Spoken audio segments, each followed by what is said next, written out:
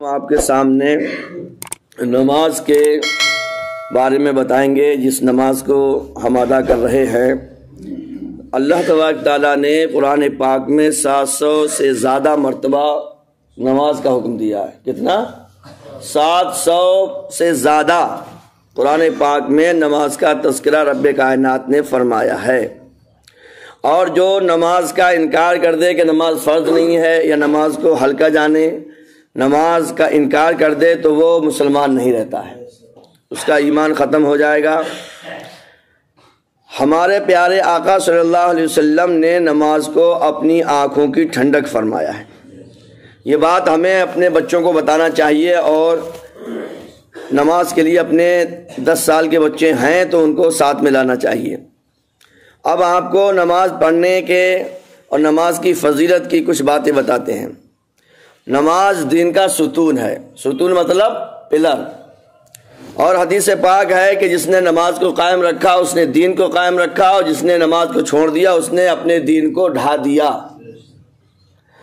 نماز مومن کی معراج ہے، نماز اللہ تعالیٰ کی خوشنودی کا سبب ہے، خوشی کا سبب ہے۔ جو نماز پڑھتا ہے تو اللہ اس سے خوش ہوتا ہے، نماز سے رحمت نازل ہوتی ہے، اور نماز سے گناہ معاف ہوتے ہیں، نماز بیماریوں سے بچاتی ہے۔ نماز اندھیری قبر کا چراغ ہے۔ آپ اربوں خربوں روپے بھی خرچ کر لیں گے تب بھی قبر میں آپ کی کوئی بلب بھی نہیں لگا پائے گا، پوری دنیا بھی خرچ کر دیں گے تب بھی آپ کو بلب، ایک بلب بھی نہیں خرید سکتے۔ کائے کے لیے؟ قبر کے لیے۔ گھر میں چاہو جتنے جھومر لگا لو۔ تو نماز جو ہے وہ قبر کا چراغ ہے۔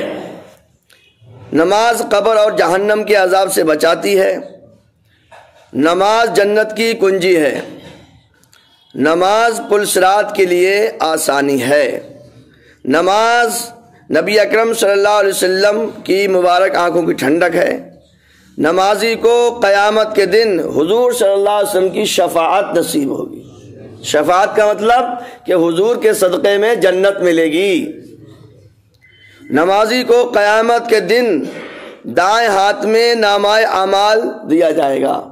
جو ہمارے یہاں سب کا کتاب تیار ہو رہی ہے، فائل تیار ہو رہی ہے، سب کے ڈاکومنٹس تیار ہو رہے ہیں، وہ فائل جو ہے نمازی کو دائیں ہاتھ میں دی جائے گی، مطلب رائٹ ہینڈ میں دی جائے گی، اور جو بے نمازی ہوگا، بے ایمان ہوگا، اس کو بائیں ہاتھ میں ملے گی وہ کتاب، اور وہ کتاب سب کو سنانا بھی پڑے گی۔ کیا کیا، کہاں کیا کیا، کون سے دن کیا کیا تھا، 16 سال کی عمر میں کیا کیا اور 20 سال کی عمر میں کیا کیا، چھپ کے کیا کیا اور دکھا کے کیا کیا۔ کہیں پر بھی ہم چھپ لیں، سمجھے رب کائنات جو گناہ ہے نا، گناہ اگر رائی کے دانے کے برابر بھی ہوگا، کہیں پر بھی ہو، سمندر میں ہو، چٹانوں میں ہو، سات تالوں کے اندر ہو، وہ رائی کے برابر، رائی کے دانے کے برابر گناہ بھی اللہ تعالیٰ روز محشر میں بندے کے سامنے لے آئے گا کہ یہ دیکھ تو نے فلاں جگہ یہ گناہ کیا تھا۔ تو ہمیں توبہ کرتے رہنا چاہیے اور سچی توبہ کرنا چاہیے۔ نمازی کے لیے سب سے بڑی نعمت یہ ہے کہ قیامت کے دن اللہ تعالیٰ کا دیدار ہوگا۔ سبحان اللہ۔ دنیا میں کسی کو بھی خدا کا دیدار نہیں ہوا جاگتے ہوئے، صرف ہمارے پیارے آقا صلی اللہ علیہ وسلم۔ نماز نہ پڑھنے کے نقصانات یہ آپ کو کل بتائے جائیں گے انشاءاللہ، ٹھیک ہے؟ یہ باتیں اپنے بچوں کو بتائیں اور اس پر عمل بھی کریں۔ اللہ تعالیٰ ہم سب کو پکا سچا نمازی بنائے انشاءاللہ۔ اس کے ساتھ ساتھ میں تھوڑا نماز کا طریقہ، یہ اس کے بعد ہم نماز کا طریقہ بھی سکھائیں گے۔ آپ لوگ تیار رہیے، اور 10 سال کے جو بھی آپ کے لڑکے ہیں، سمجھے، تو آپ ان کو اپنے ساتھ لایا کریں، ان کی عادت بنے گی، آگے سیکھیں گے اور کچھ یہ بیان سیکھیں گے، اور لڑکیوں کو، عورتوں کو اپنے گھر میں اٹھا کے آیا کریں۔ حضور اکرم صلی اللہ علیہ وسلم نے فرمایا کہ وہ اللہ کی رحمت نازل ہوتی ہے اس شوہر پر جو خود بھی صبح میں اٹھے اور اپنی بیوی کو اٹھائے، اور نہ اٹھے تو اس پہ تھوڑے پانی کے چھینٹے مار دے، سمجھے؟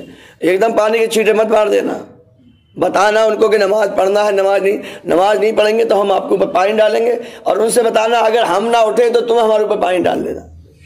تو سمجھ میں بات آئے گی کہ اچانک تم گلاس پانی کا ڈال دو اور ہو جائے جھگڑا اور کہو اے تو یار ترکیب ہم سامنے بتائی تھی، یہ تو الٹی پہ گئی، سمجھے؟ تو پہلے ماحول بتانا، نماز کی باتیں بتانا، نماز کی فضیلت بتانا، ان کو پیار سے اٹھانا، اور نہ اٹھیں تو کہنا بھائی کل نہیں اٹھیں تو ہم تمہارے اوپر پانی ڈالیں گے، اور ساتھ میں یہ بھی کہہ دینا اگر ہم نہ اٹھیں تو تم بھی ہمارے اوپر پانی ڈال دینا، تو انشاءاللہ اس سے نماز کا ماحول بنے گا۔